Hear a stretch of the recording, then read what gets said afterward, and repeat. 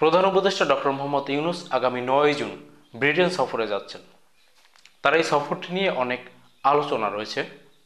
আলোচনার কারণ হচ্ছে তিনি যে ব্রিটেন সফরের ঘোষণা দিয়েছেন তারপরেই হাসিনা পুত্র সজীব ওয়াজেদ জয় ব্রিটেন সফরের ঘোষণা দিয়েছেন। শেখ হাসিনার পতনের পরে সজীব ওয়াজেদ জয়ের এটাই হচ্ছে মার্কিন যুক্তরাষ্ট্রের বাইরে প্রথম কোনো সফর, এবং এখানে ধারণা করা হচ্ছে বা বিভিন্ন সূত্র থেকে পাওয়া তথ্য অনুযায়ী বলা যাচ্ছে যে তিনি সেখানে প্রধান উপদেষ্টাকে বিপদে ফেলার জন্য, প্রধান উপদেষ্টাকে বিক্ষোভের মুখে ফেলার জন্য যাচ্ছেন। সেখানে আওয়ামী লীগের নেতাকর্মীদেরকে সংগঠিত করে প্রধান উপদেষ্টাকে সমস্ত কর্মসূচিতে, সমস্ত প্রোগ্রামে কালো পতাকা প্রদর্শন করবেন। বাংলাদেশে এই মুহূর্তে আওয়ামী লীগের যে অবস্থান, এমনিতেই তাদের রাজনৈতিক কার্যক্রম নিষিদ্ধ, তার উপরে কেউ যদি রাস্তায় নামে পুলিশ, সেনাবাহিনী, র্যাব যে কোনো কেউ তাদেরকে গ্রেপ্তার করতে পারে। এর পাশাপাশি আওয়ামী বিরোধী যে শক্তি রয়েছে তাদের মধ্যে ঐক্য আগের মতো বজায় না থাকলেও আওয়ামী লীগের ক্ষেত্রে এখনও সবাই এক জায়গায় রয়েছে, আওয়ামী লীগকে প্রতিহত করবে। কিন্তু মার্কিন যুক্তরাষ্ট্র কিংবা ব্রিটেনের মতো জায়গায় আওয়ামী লীগ যদি সংগঠিত হয়ে প্রধান উপদেষ্টার বিরুদ্ধে কোনো ধরনের কর্মসূচি গ্রহণ করে, সেক্ষেত্রে সেটা প্রতিহত করার মতো অবস্থান এখন নেই। কেন নেই? কারণ হচ্ছে প্রধান উপদেষ্টা সর্বপ্রথম যখন জাতিসংঘ সফরে গিয়েছিলেন, সেখানে বিএনপি সহ তাদের সমমনা রাজনৈতিক দলগুলো তাকে সম্ভাষণ জানিয়েছিল। কিন্তু বিএনপির সাথে প্রধান উপদেষ্টার বর্তমান সময় যে দূরত্ব, তাতে আওয়ামী লীগ ব্রিটেনে কোনো ঝামেলা করলে বিএনপি সম্ভবত সেখানে এগিয়ে আসবে না।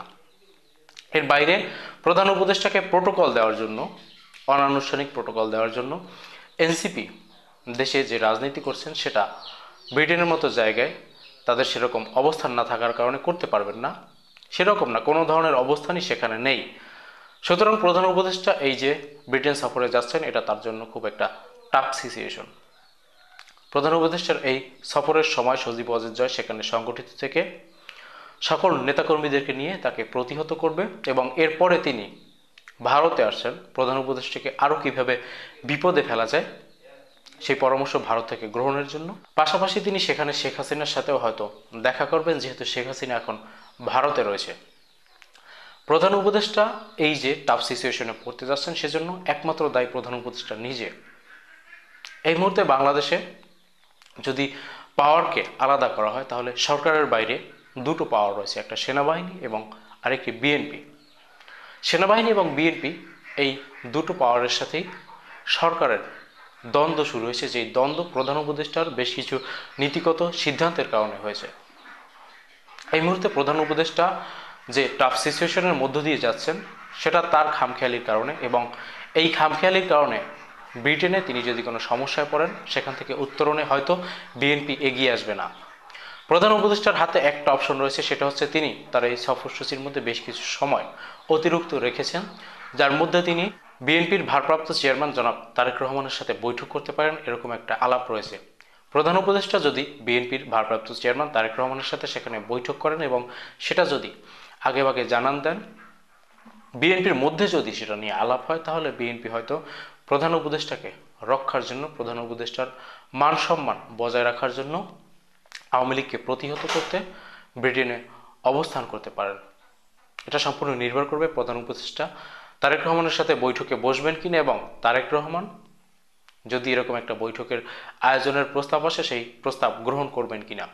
যেহেতু প্রধান উপদেষ্টা ব্রিটেন সফরের আগে নির্বাচনের একটা ডেডলাইন, নির্বাচনের একটা রোডম্যাপ ঘোষণা দিয়েছেন, বিএনপি কিছুটা নমনীয় হতে পারে। এটা একমাত্র প্রধান উপদেষ্টার সেফ এক্সিট ব্রিটেনের এই সমস্যা থেকে উত্তরণের জন্য। যাই হোক, ৯ জন প্রধান উপদেষ্টা ব্রিটেন সফর করছেন। তার এই সফরে পরিস্থিতি কোন দিকে যাবে সেটা সফর পরবর্তী সময়ে আমরা দেখতে পারবো। তবে আশা করব প্রধান উপদেষ্টা বিএনপির সাথে সমঝোতা এসে তার নিজের মান সম্মান রক্ষা করবেন।